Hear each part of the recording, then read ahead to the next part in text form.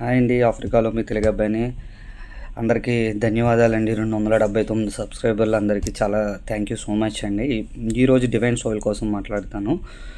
Divine సోయిల్లో ఒక మనిషి అనుకోకుండా వస్తాడని చెప్పేసి ఒక గ్రూప్ నడుస్తుంది. అందులో వాళ్ళకి ఒకసారి చెప్తున్నాను, సారీ అబౌట్ దట్. డివైన్ సోయిల్లో మనుషులు వస్తారండి, అటు వస్తువులు కూడా వస్తాయి.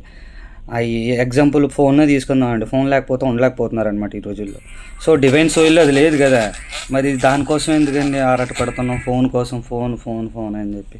సో ఏంటి అంటే మనిషి ఎలాగో ఆటోమేటిక్గా వస్తువు కూడా అలా అయిపోయిందండి.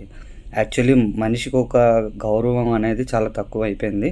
ఓన్లీ థింగ్స్కి ఎక్కువగా ప్రాధాన్యత ఇస్తున్నారు. సో ఏంటంటే వస్తువులు కాదండి ప్రేమించవలసింది, మనుషుల్ని ప్రేమించాలి. అప్పుడే డివైన్ సోల్ అనేది ఇంకా బలంగా ఉంటుంది. వచ్చిన వాళ్ళు కుదురుగా ఉండరు, తొండరాసాలు వేస్తూ ఉంటారు. వాళ్ళకి వాళ్ళ లాంగ్వేజ్లోనే మీరే చెప్పాలి. మనం ఎంత స్పిరిట్ లెవెల్లో ఉన్నా మనం అంతటా మనం వాళ్ళకి చెప్పాలి. కొన్ని చెప్తేనే వాళ్ళకి అర్థమవుతుంది. Thank you so much. ఇంకేమైనా డౌట్స్ ఉంటే చెప్పండి. ప్రేమించవలసింది మనుషుల్ని, థింగ్స్ని కాదు. వస్తువుల్ని ప్రేమించమన్నారట కొంతమంది చెప్తున్నారు నాకు.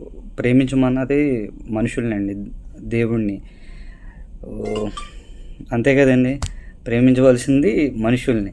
వస్తువుల్ని ప్రేమిస్తున్నారు, మనుషుల్ని దూరం చేస్తున్నారు. సో దానివల్ల ఫ్యూచర్లో చాలా బాధపడవలసి వస్తుంది.